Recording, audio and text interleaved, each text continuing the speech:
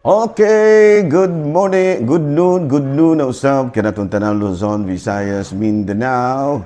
Good noon Philippines, good noon world, good noon universe. Ada na punta mga higala, din nga atong tulumanon sa kahanginan, CONA Catechesis on Air. Og ako lang gihapon kini yung ubos nga alagad, Reverendo Padre Edwin Academia Akab. So, kumusta naman mga higala?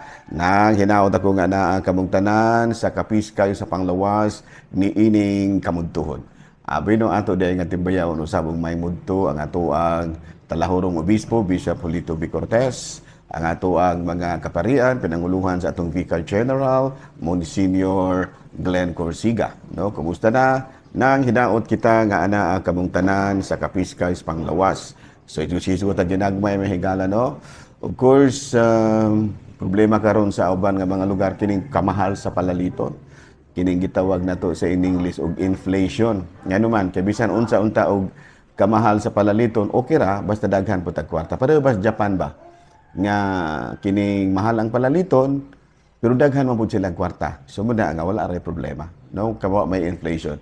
Ang inflation man gyud mo ay problema kay ngano man ang ato ang balor sa ang ato ang income dili makaimpatar sa ato ang galastuhan. So muna nga dunay gitawag natong inflation. So puna nga ig-alam po gid may higala kay nakita na labi na gyud kay ang uban nga mga panginabuhian karon medyo na stock up tungod lagi ni ining pag-uso sab ni ining mga lockdowns baboy, no, wala nay baligyag baboy, wala nay makapamuhi og baboy. So muna nga dako kay kining tulokibon sa ato ang kinabuhi karon tungod lagi kay kinahanglan kita no nga maningkamot.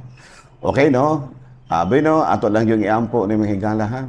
Makahalingkawas sa gud gihapon ta ining ato karon nga nahianguman. Abi no ari kita sa ato ang saint of the day. No, Agosto pa ron mga higala. Agosto pa karon 26. August 26, no, ang atong patron karon walay lain kung dili si secondary sa ato ang listahan.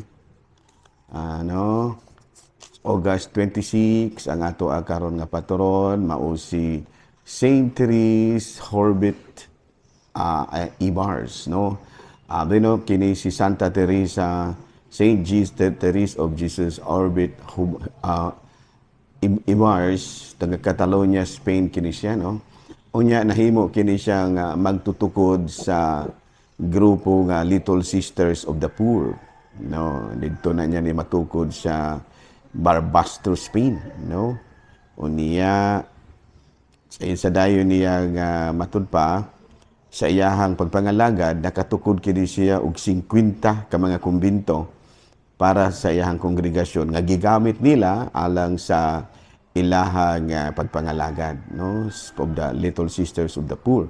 Unya na-beatified siya niadtong 1958, unya na-canonized siya niadtong 1974 by Pope Paul VI.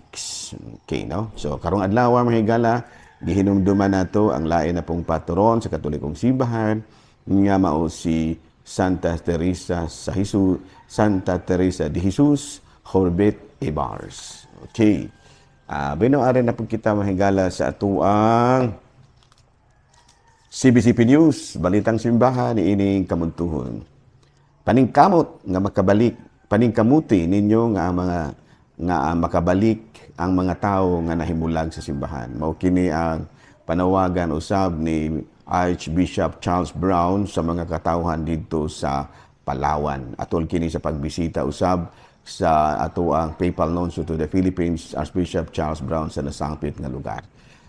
Balitang ikan sa Vatican, nasod sa Nicaragua, giband ang mga Hiswita, ang mga paring Hiswita sa ilahang lugar ug gani gipangsakmit pa niini ang mga kabtangan sa simbahan.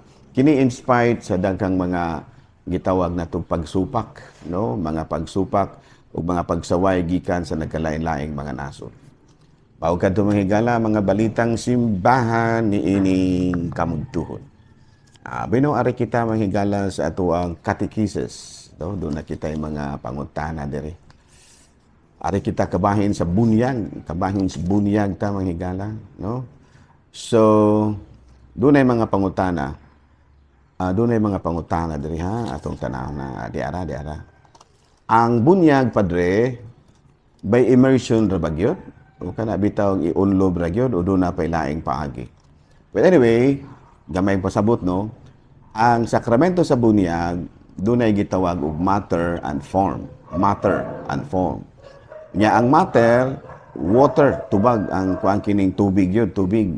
Matter is the material element necessary for baptism. Unya ang form, mao ang mga pulo nga I baptize you in the name of the Father and of the Son and of the Holy Spirit. So ang tubig din ha mao simbolo sa kining gitawag natong espirituhanong paghinglo.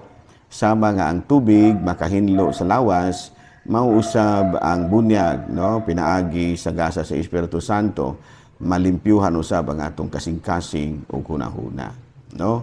Kaya gani kung atong basahon sa Juan Kapitulo 3, versikulo 15, sultihan ko ikaw, walay musulod sa gingharian sa Diyos, gawas kon matao siya, pinaagi sa tubig ug sa Espiritu.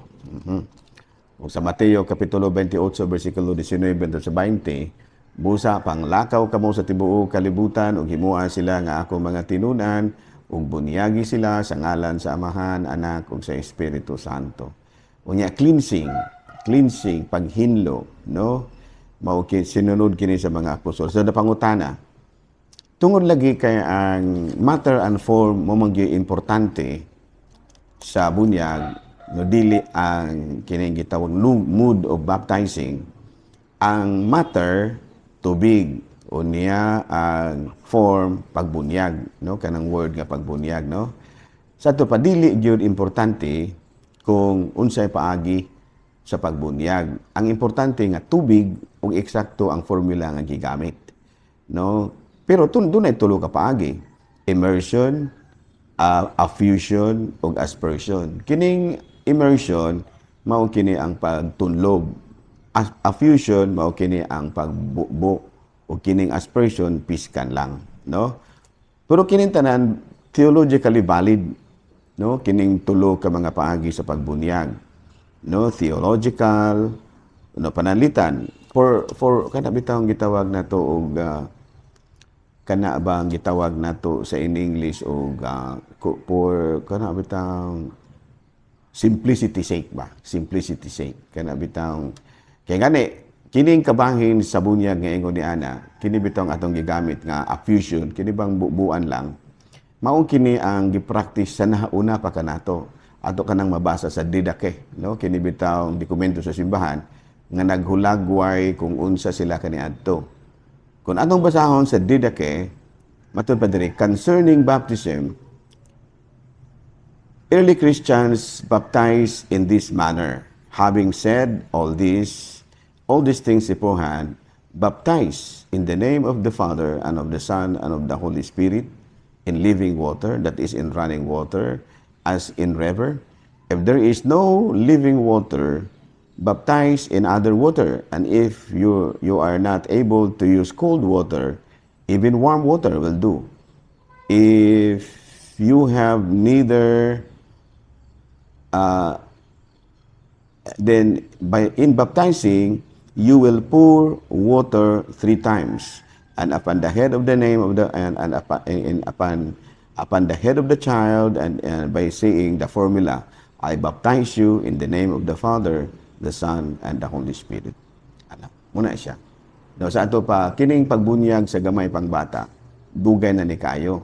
No, ina ikaduha, ang pagbubo sa tubig usa kini sa mga paagi sa pagbunyag. Valid gyapon ni siya. Whatever mood inyong gamiton, it could be kanang gitawag natong immersion, affusion, o kining gitawag nato sa in English o aspersion, kini bitang piskan lang, valid na gina sila. As long as gigamit nimo tubig and of course right formula and right minister. Oh, klaro? Oh, balino. Dini na lang una kita ko. But there is ayungon dahil ganina may karon nagpadayon pagani. Ato di karon diri si Father Hendrix Alar kay naghatag siya og orientation seminar sa BBS or Basic Bible Seminar. So muna nga padayon lang gihapon kita sa atong pagpangalagad og ato di nga gi-welcome karon si kining Father Hendrix Alar diri sa parokya sa Ayungod ug ingon manusab ang iyang kauban si Brad Colina. Okay, daghang salamat ug mayong mudto Pilipinas.